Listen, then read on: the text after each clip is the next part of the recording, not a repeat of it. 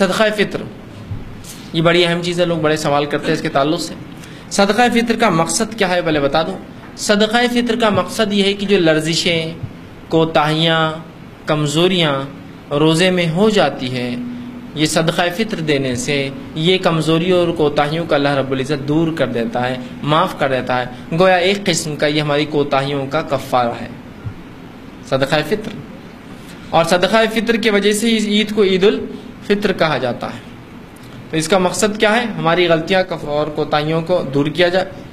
دوسرا، اس کا فائدہ کیا ہے؟ اس کا فائدہ یہ کہ سماج میں عید کے دن کوئی بھوکا نہ رہے، یہ بھی اس کا ایک مقصد اور اس کا ایک فائدہ ہے کہ عید کے دن کوئی شخص جو ہے عید کے دن بھوکا نہ رہے، یہ اس کا ایک مقصد ہے۔ اسی لیے کوشش کرے کہ آپ جو ہے اپنا صدقہ فطر عید سے ایک دو دن پہلے ہی نکالے، زیادہ دن پہلے نہ نکالے۔ بہت سے لوگ ایک رمضان کو ہی دے دیتے، وہ صدقہ فطر نہیں ہوا۔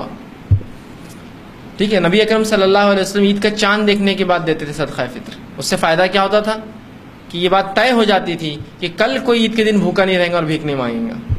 لیکن آپ اگر ایک رمضان کو دے دیں گے تو پھر وہ 30 رمضان کو بھیک مانگتے گھومتے ملیں گے آپ کو، اس لیے کہ عید کے لیے کچھ نہیں کھا لیا اس نے۔ صدقہ فطر ایک تو کفارہ ہے روزوں کا، خطاؤں کا، دوسرا اس کا فائدہ یہ اس دن عید کے دن کوئی بھوکا نہ رہے، ہر خاندان ہر فیملی کھانا کھائے۔ عبداللہ ابن عمر کے تعلق سے آتا ہے کہ آپ 2 دن پہلے دیتے تھے، 28 روزے 29 کو دیتے، تو یہ آپ کر سکتے ہیں 28 29 30 یا عید سے پہلے۔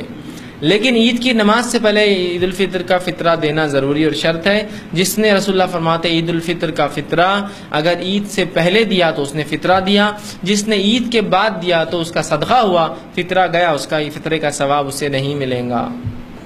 تو یہ بات یاد رکھیں، عید کی نماز میکس ہے، میکسیمم لمٹ ہے اس کی، اور شروع میں آپ جو 28 تاریخ سے دیں، 28 دیں، 29 دیں، 30 دیں، اور چاند دیکھنے کے بعد نماز سے پہلے تک دیتے رہے تاکہ اس روز کوئی بھوکا نہ رہے۔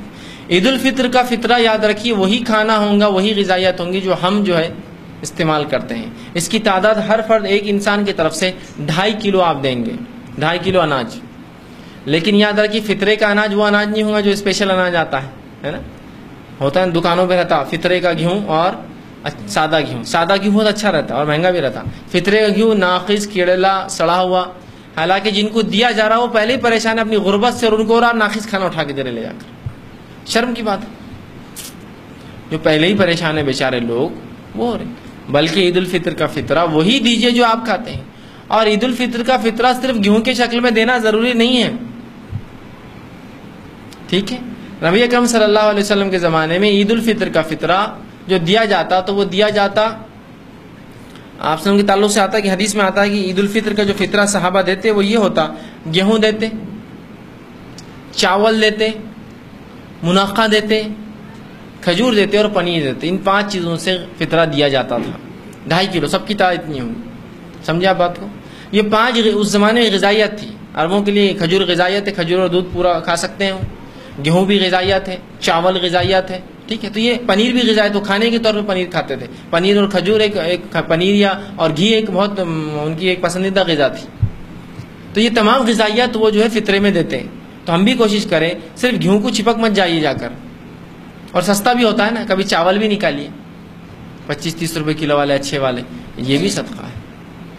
اور اس کو حقارت سے مت دیجیے بلکہ تحفتاً لوگوں کو دیجیے، پیک کر کے دیجیے، اچھے سے دیجیے، تاکہ سامنے والے کو لگے نا کہ یہ جو آپ نے بھیک کی شکل میں دیا بلکہ آپ اس کو کچھ دے رہے ہیں، تحفہ ہے ایک قسم کا۔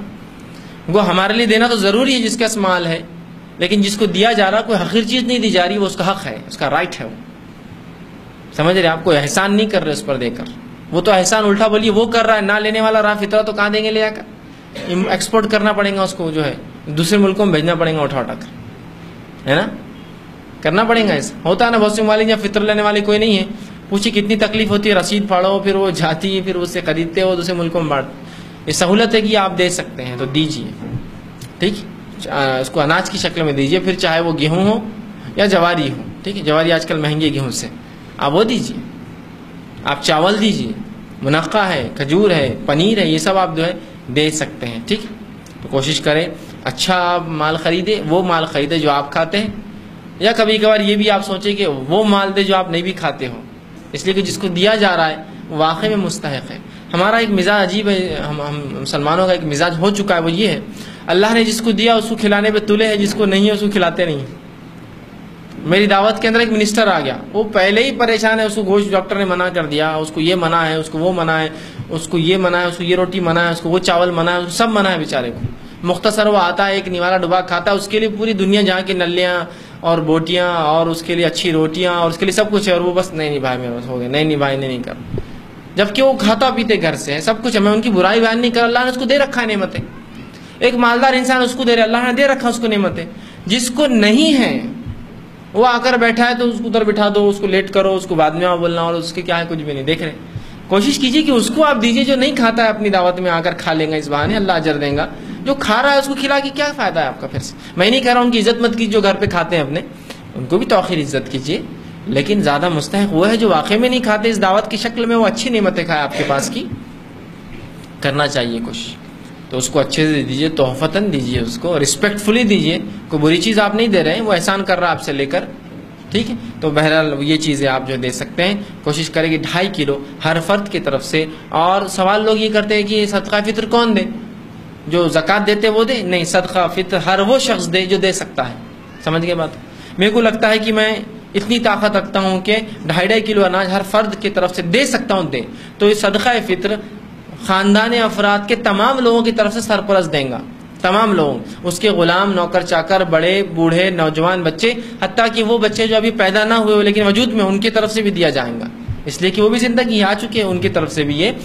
تو ہر زندہ انسان، ذی انسان جو ہوں گا آپ کے گھر میں، ذی نفس، اس کی طرف سے آپ کو صدقہ فطر دینا پڑے گا، ہر فرد کی طرف سے 2.5 کلو دیں گے۔ اور کون دیں گا؟ ہر وہ شخص جو دینے کی طاقت رکھتا وہ دیں گا، کوئی صاحب نصاب ہونا اس کے لیے شرط نہیں ہے۔ میرے کو لگتا ہے میں دے سکتا ہوں، دے دو، میرے کو لگتا ہے میں دے سکتا ہوں، دے دو۔ لیکن آج مزاج یہ بھی ہو گیا لوگوں کا کہ لینے کے لیے سب بیٹھے ہیں، عجیب مزاج بنا لیا کہ بلکہ کچھ لوگ تو ہوتے ہیں جو فطرہ کلیکشن کرنے نکلتے ہیں، لوڈنگ رکشہ ہوتے ہیں، اس میں تھیلے تھیلے بھر بھر کے 2-2 4-4 کنٹل شام میں جمع کر کے لے جاتے ہیں اور پھر لے آ کے اس کو بیچتے ہیں۔